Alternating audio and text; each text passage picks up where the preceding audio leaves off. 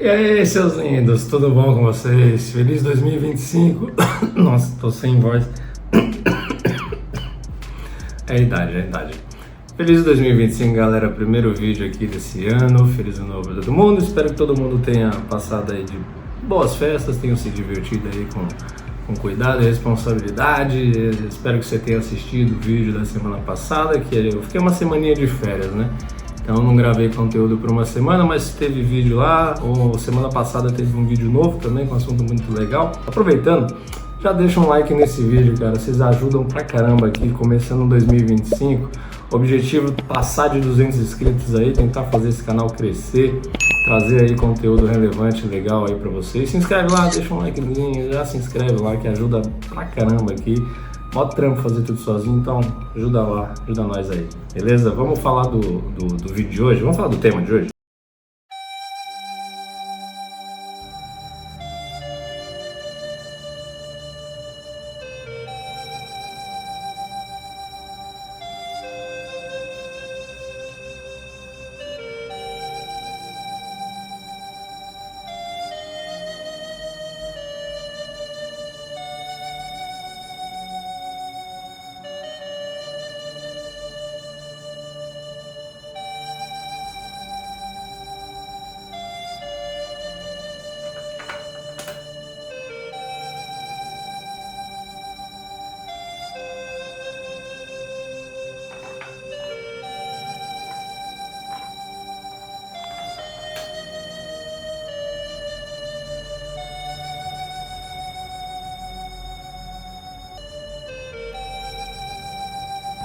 Então, o tema de hoje é o seguinte, hoje vai ser um tema diferente, tá? Vou falar sobre uma coisa diferente aqui. Por quê? Estreou não, teve aí agora o Globo de Ouro aí nesse mês, que é aquela premiação do cinema lá, que é um tipo um termômetro do Oscar, essas premiações de cinema aí. Teve Globo de Ouro, teve Emmy, acho que vai ter Emmy ou não teve, o Oscar da semana que vem, sei lá. Temporada de premiações do cinema, mas eu queria falar sobre uma série que ganhou tudo aí. Ganhou o Globo de Ouro de melhor série, melhor ator, tem prêmio pra todo mundo lá. É considerada a Game of Thrones japonesa, que é a série Shogun.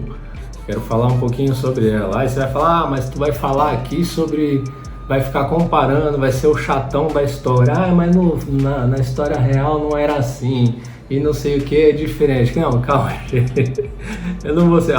Tem uma porrada de vídeo aí na internet da galera muito melhor do que eu falando aí, fazendo crítica da série, o que é bom, o que é ruim. Tem um monte de vídeo aí também sobre historiador falando que é verdade, o que é mentira, mas eu não tô aqui para ficar apontando isso. Eu não estou, primeiro que eu não sou historiador, eu só gosto do tema, é um assunto legal que eu acho que dá para trazer aqui.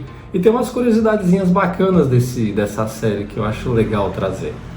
Então vou falar algumas coisinhas aqui dessa série Shogun aí que tá fazendo puta sucesso aí.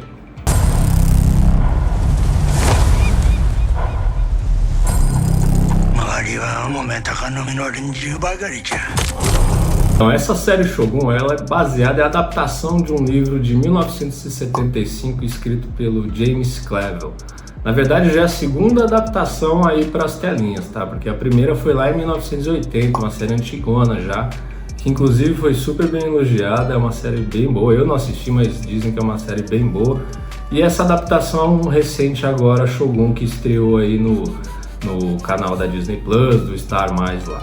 E a série ela é baseada em alguns fatos da história do Japão, tá? Ela é uma ficção, né? É uma série ficcional, os personagens são todos fictícios, porém o criador da série, ele pegou e se inspirou, na verdade o escritor do livro, James Clavell, ele se inspirou num período do Japão que é muito conhecido, que é o período da Guerra Civil ali, mais ou menos ali entre 1500 e 1600, a época dos samurais, quando estava acabando ali aquelas guerras, todas a guerra civil que tinha ali no Japão, então é inspirada nesse período aí, tá? Apesar da história ser bem legal, bem bacana, tem muita coisa parecida mesmo, inspirada na história real do Japão e personagens que ele só mudou o nome, né? Que são claramente inspirados. Então esse período, né? que é chamado, é o período do shogunato, né? Por isso que o nome da série é Shogun. Shogun vem de... Shogun é o senhor, é o lord, é tipo um presidente, um ditador, na verdade, né? Em outras palavras, seria quase isso. Ele seria o governante supremo do Japão, ele recebe esse título de Shogun. Tem um imperador também, mas é uma outra coisa totalmente diferente, né? O imperador existia um imperador nessa época, mas ele era uma figura mais simbólica, tá? Ele não tinha tanto poder político nas mãos, era mais uma simbologia mesmo. E quem mandava, na verdade, eram os shoguns nesse período aí, tá? Shogun, na verdade, começa do final da série pra frente. Na verdade, depois ainda. Eu não vou dar spoiler da série, tá? Eu não vou ficar falando, vou fazer o máximo possível para não dar spoiler aqui da série. Mas o Shogun vai vir bem depois, tá? Esse período que é retratado na série é o período conturbado de guerras civis, né? Então, rapidinho, um resuminho breve aqui para vocês sobre a série, sobre a história. Então, nesse período de guerra civil, o Japão ele vivia em constante guerra, todos os lugares do Japão viviam brigando entre si pelo poder. E tem 3 figuras centrais na história do Japão que são conhecidas como os unificadores do Japão, que foram... Eu vou falar muito nome japonês aqui nesse vídeo, tá? Então, depois vocês procurem aí no Google, vou deixar aí embaixo o nome. O primeiro deles foi o Oda Nobunaga, que foi um dos mais violentos e cruéis, que é bem no finalzinho da vida dele, depois que ele morreu, que começa a série, né? A série até começa lá falando que o Taiko morreu e o herdeiro dele, que seria o próximo na sucessão, era uma criança, então era muito pequeno para governar. O que fez? Criou-se um conselho com os 5 lords mais poderosos do Japão para governar no lugar dessa criança até que ela atingisse a maioridade para poder governar. Então é igualzinho, esse período aí retratado na série é a mesma coisa que aconteceu na história. O Oda Nobunaga morreu, o herdeiro era pequeno, depois veio o Toyotomi Hideyoshi, que foi o responsável seguinte, o Lorde seguinte a conseguir unificar o Japão, e o terceiro, que é um dos mais importantes, que é um dos personagens que é inspirado na série, que é o Tokugawa Ieyasu, que é interpretado pelo personagem da série Shogun, o Toranaga. O personagem do Toranaga é inspirado no Tokugawa, que dos 3 era o mais inteligente, era o que tinha melhores habilidades políticas, que sabia mais dialogar. Os 2 primeiros, o Oda Nobunaga e o Toyotomi Hideyoshi, eram muito mais violentos. Eles tentaram a dominação e unificação do país, sobretudo pelo poder da espada e das armas de fogo, pela violência, pelas guerras. Já o Tokugawa não, ele já era mais político, mais ligeiro. Por isso que isso aí é muito bem retratado na série, aliás, tá? Por isso que estão falando muito, comparando com Game of Thrones, né? Porque Shogun tem muitas intrigas, muitos esquemas ali, tudo, a galera um querendo trair o outro, traições, intrigas, tal, porque realmente é o que foi retratado no período, e pegaram justamente do Tokugawa Ieyasu, que ele era o mais político de todos esses 3, né? E se tornou a figura mais importante, um dos unificadores aí do Japão, mas a mais importante porque foi no período dele, logo depois teve uma guerra que eu não vou dar spoiler, vou tentar segurar aqui, mas uma das guerras mais importantes do Japão aconteceram no período dele, e o período mais longo de paz que o Japão se tem história foi justamente o Shogunato Tokugawa, né? Então, agora eu vou dar um alerta de spoiler. Se você não viu a série ainda, você não quer saber o que vai acontecer na segunda temporada, na série, pula esse vídeo, vai lá pra frente. Não, eu vou tentar deixar na descrição aí 1 minuto do spoiler. Pula essa parte aí, vai assistir a série e depois você volta pra cá, porque eu vou contar um spoiler aí que pode estragar a segunda temporada pra vocês. Então, é o seguinte, a série, eu vou voltar lá pro comecinho, mas eu vou falar do final primeiro. Eu tava falando do contexto histórico, a série acaba justamente quando o Toranaga, que é a figura do Tokugawa Ieyasu, ele consegue ali fazer as tramas dele, assumir o controle e tá prestes a entrar numa guerra, né? Porque ele tá com um grande rival, eram 5 lords e o principal adversário dele, que era o Ishida, né? Que você vê como é tão inspirado que o personagem chama Ishido, com o O no final. O personagem real da história era o Ishida, um dos lords, né? Então é muito igual, quase copia, mas faz diferente, tá ligado? Aí, no finalzinho da série, vai ter esse embate entre os dois, que tá um de um lado querendo poder, o Tokugawa querendo poder também, e aí eles vão entrar em guerra, que é considerada a guerra mais sangrenta e mais violenta que o Japão já teve. No único dia, que é chamado de Batalha de Sekigahara. É super famoso, eu vou deixar o link na descrição aqui explicando um pouquinho mais. Em um único dia dessa batalha, morreram mais de 36 mil pessoas numa vez só. E essa batalha é legal por dois motivos para mim, né?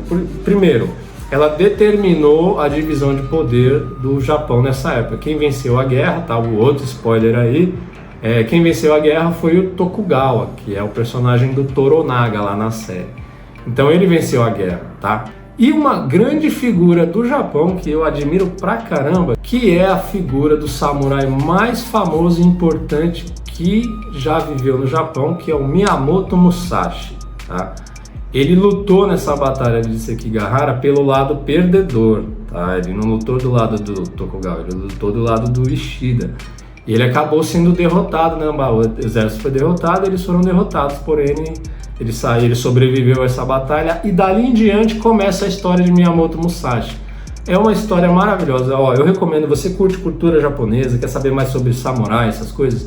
Recomendo, dá uma lida nos livros, tem um romance do Eiji Akiga, como é que é o nome dele? Já nem lembro mais. Eu vou deixar aí a fotinho no livro, são 2 volumes gigantescos, tá? São livros grandes assim, mas é um romance. E é muito interessante porque retrata muito bem a vida do Miyamoto Musashi, tem muito fato histórico de verdade mesmo ali, que é bem legal. Recomendo a leitura desse livro e também recomendo a leitura do livro dos 5 Anéis, que é o livro que o Miyamoto Musashi escreveu. Durante a vida dele, além de ter sido o maior samurai de todos os tempos, ele batalhou por boa parte da vida, ele também era um filósofo, um erudito, ele era muito culto, escritor, pintor, ele era uma pessoa completa, né? Porque de acordo com a crença dele, do Bushido, ele tinha essa filosofia de vida de ser uma pessoa boa, uma pessoa completa, tinha que saber artes, pintura, caligrafia, tudo isso. E aí ele escreveu o livro dos 5 Anéis, que tem para vender em qualquer livraria aí, você vai na internet, você acha, super famoso esse livro, tá? É meio que comparado com a arte da guerra, do chinês do Tzu lá, mas o livro dos 5 Anéis também é uma filosofia muito importante, fala sobre estratégia, filosofia, é usado muito no mundo dos negócios, o japonês respeita pra caramba esse livro. Leiam os dois, vale muito a pena, eu recomendo, a história do cara é incrível. Eu vou fazer um vídeo aqui nesse canal, só falando sobre a história do Miyamoto Musashi. Mas voltando lá para a série Shogun. Então a história resumida da... tá pronto, Frank? Então resumidamente a história da série é assim, é um piloto de navio inglês que veio explorar o mundo e foi parar lá no Japão, tá? Isso aí realmente aconteceu, é o Blackthorne, na série o personagem chamado John Blackthorne, ele tá navegando lá, saiu lá da Inglaterra, da Holanda, na verdade da Inglaterra, num navio holandês e foi parar numa praia japonesa. E aí ele acaba descobrindo ali o Japão. Aconteceu, é inspirado na história do William Adams, que também era um piloto inglês, que acabou indo parar no Japão. Então essa parte todinha aí é verdade, tá? O pessoal me perguntou bastante, mas tinha português no Japão? Se falava português? Tinha mesmo português no Japão, né? Os jesuítas estavam lá no Japão já desde o século XVII. A religião dominante é o budismo e o shintoísmo, mas naquela época o cristianismo estava sendo introduzido no Japão e crescendo. Foi nesse período após a guerra, que ele vence e ele toma o poder, que o Japão realmente se fechou de verdade. Ele fechou as portas para o comércio, expulsou todos os imigrantes, os estrangeiros, baniu o catolicismo, instaurou o shintoísmo e o budismo, então eles fecharam as portas do comércio. Foi aí nesse período que virou uma nação super fechada, que aliás é muitos lugares são assim até hoje aí no Japão. Daí o cara chegou aqui não, lá, né? Aí no Japão, ou lá no Japão, apareceu na praia lá, os japoneses pegaram ele e tal, ele começou a costurar uma influência, foi se dando bem, Tokugawa começou a gostar dele, foi participando da política, tudo, foi condecorado como samurai honorário, tal, e isso tudo aí aconteceu mesmo de verdade, tá? Isso aí não é mentira. E outra coisa que também aconteceu é que o Japão, ele estava realmente nesse conflito que eu falei, né? Eles estavam nessa luta de poder, então toda essa parte aí é verdade. Tem uns exageros? Tem, mas as coisas que eu quero falar que são legais são as seguintes. Um dos primeiros, tá? Que todo mundo me fala, que é o ritual do seppuku. Tem gente que fala que é araquiri baiano, não sei o que. Mano, não tem nada disso. Esquece essa merda aí. é seppuku que chama, tá? O que é isso? É o ritual, é o ato do samurai tirar a própria vida, tá? Ele se mata. Por que acontece o seppuku? Por vários motivos, né? O Bushido, que é o código de conduta do samurai, é todo o código de religião e filosofia do samurai, ele tem muitas coisas, tá? Uma coisa muito forte no código de conduta do Bushido é o senso de honra e de respeito, tá? Isso é muito forte e é presente na sociedade japonesa até hoje, tá? Então naquela época era muito importante. Eu não estou dizendo aqui, ó, presta atenção, viu? Vem comigo, porque ele só fica puxando o saco, samurai é tudo bonzinho. Não, samurai era tudo filho da puta, mano, na verdade. Tinha um monte, cara, tinha um monte. Não tinha samurai malvado, lógico que tinha porrada, tinha mais samurai ruim do que bom, tá? Eu tô querendo dizer assim, eles respeitavam bastante isso. E se você passasse por uma vergonha muito grande, uma humilhação muito grande, você tinha que tirar a própria vida. Sei lá, eu perdi a batalha, eu sou um samurai de respeito e eu fui lá, briguei com o bêbado e o bêbado ganhou de mim na batalha. Eu tenho que me matar.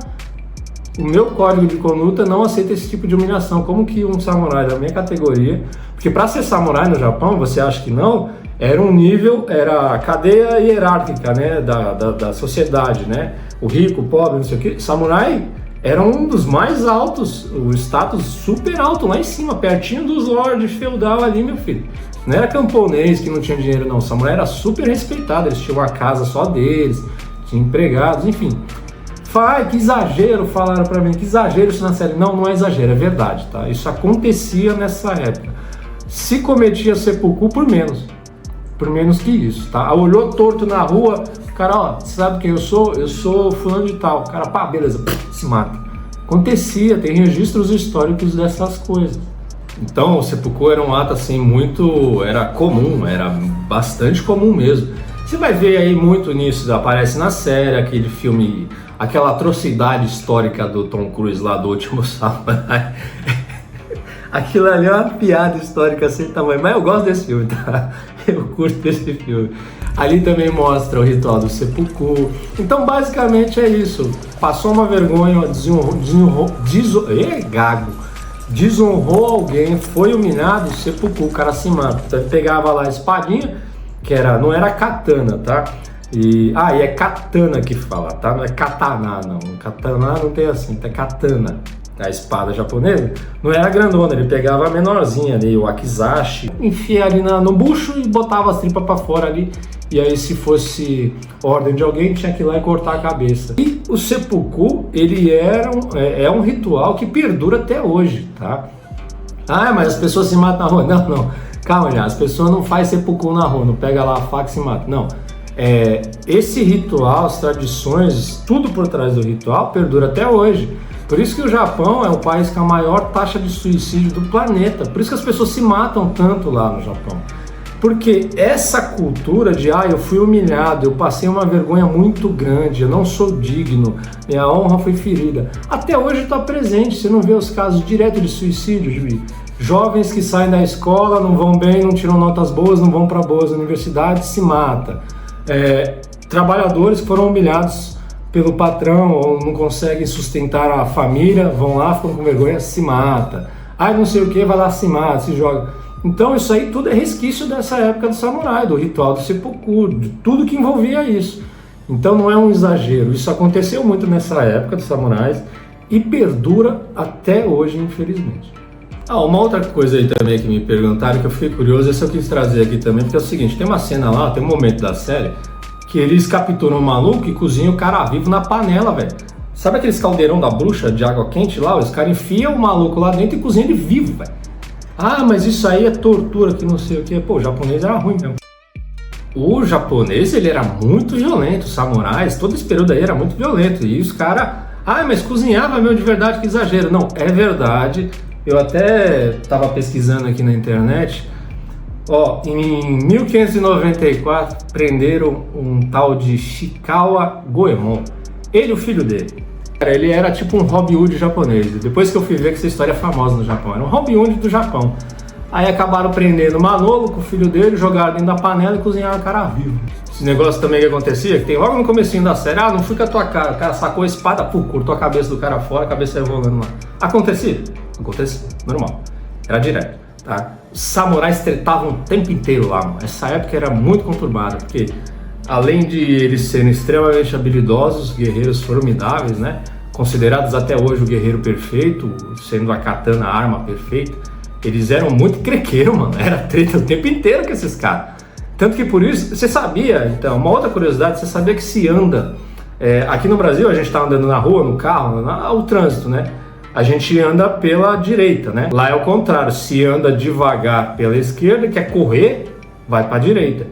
Sabe de onde veio isso? Veio do Japão, da época do samurai. Por quê? Os samurais, todos eles colocavam as suas espadas do lado esquerdo da cintura, tá? Porque era mais rápido você sacar, a maioria era destro, né?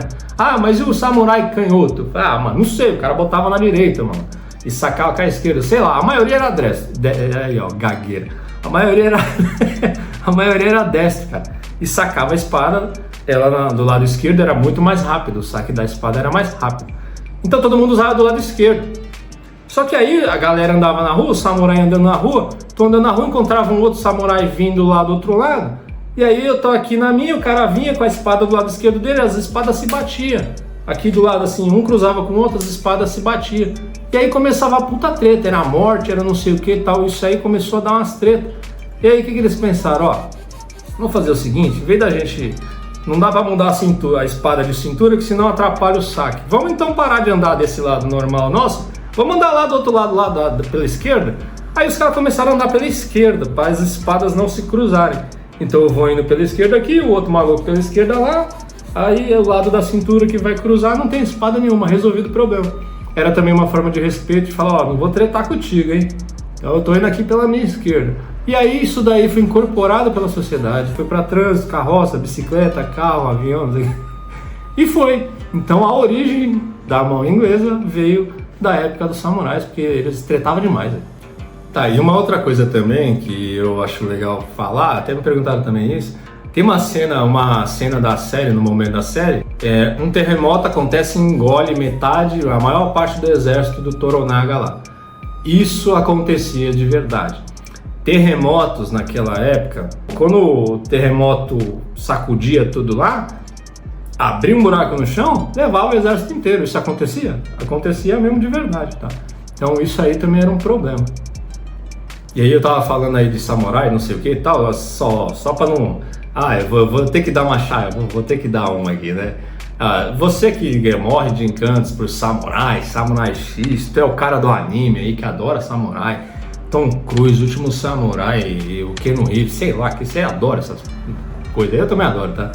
Nessa época, só pra te deixar um pouquinho mais triste, se usava muito mais arma de fogo do que espada, tá?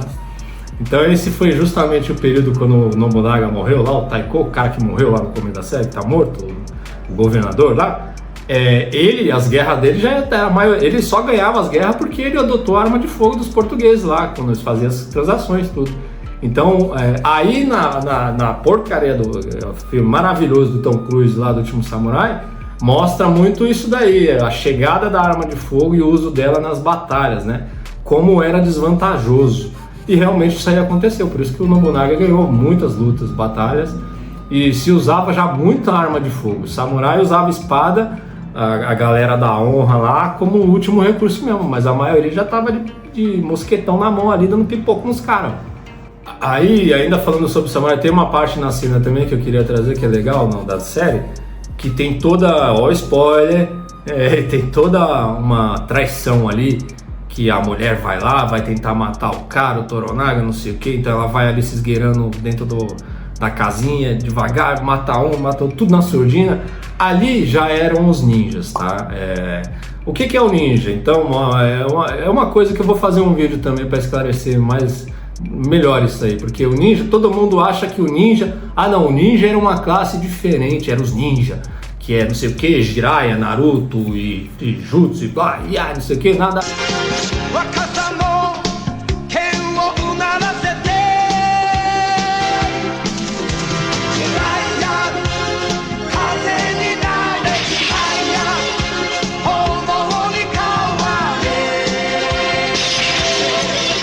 Nada a ver, meu filho. Samurai e ninja era a mesma bosta, era tudo igual, tá? O que mudava era os samurais, a maioria dos ninjas eram samurais, tá? O que mudava era o trampo dos caras, a forma de agir, né?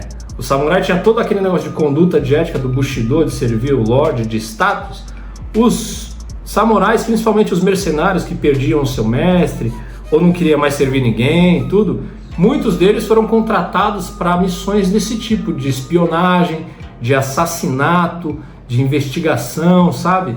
Então isso que tinha que acontecer meio que na surdina, tudo, eram os samurais que faziam. E aí deram o nome de ninja, porque eles usavam técnicas assim. Se escondiam com a noite, esse negócio de soltar bomba de fumaça e se esconder atrás da fumaça, desaparecer, isso aí não existe. Eram os samurais que faziam, eles faziam essas missões mais infiltrados, mais escondidos, assassinatos, envenenava-se muito comida, isso era direto, acontecia.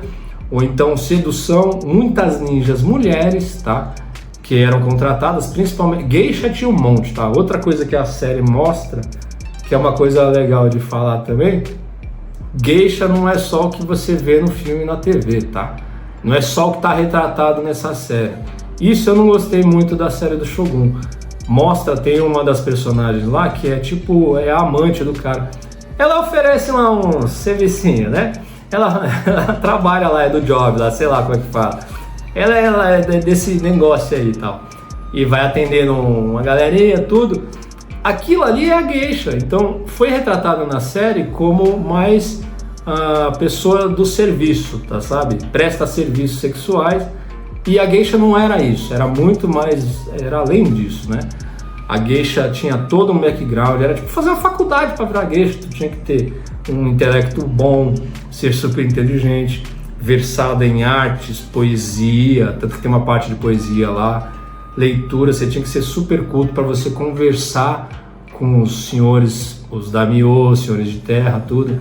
Então tinha que ter uma formação muito alta, né, além disso tudo. E a série só mostrou essa parte aí. Outra coisa que a série mostra, que é legal, que eu curti também, que é verdade, que nem todo filme mostra, que as mulheres eram porradeira, mano. As mulheres era braba, velho, era porradeira. As mulheres, quando os homens saíam para as batalhas, elas é que tinham que defender a parada, a casa, mano, eram elas.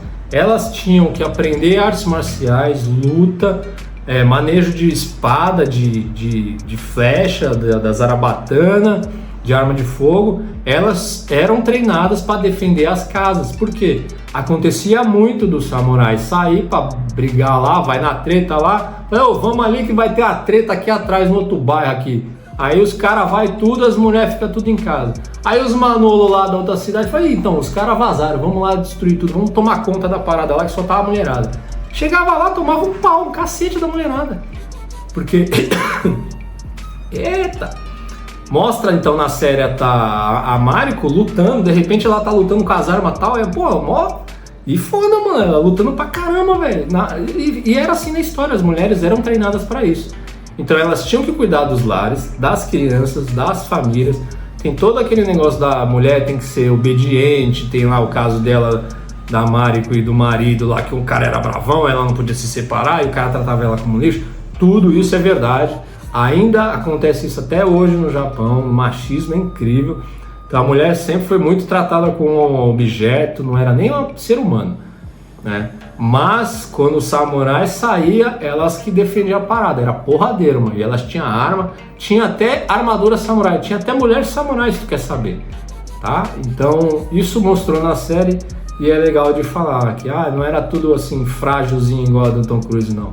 Chegava lá, mano, as mulheres metiam a bala, mano, enfiava espada no bucho dos malucos, ó. Então tem várias coisinhas assim que não dava pra trazer na série, né? A série foi bem fiel, eu acho, bem baseado. O livro do Clavel já é bem, tem bastante embasamento da história do Japão. A série também foi muito bem adaptada, mas não dá pra ficar trazendo tudo, né? Porque senão, igual naquela época ninguém usava sapato, velho, não existia sapato.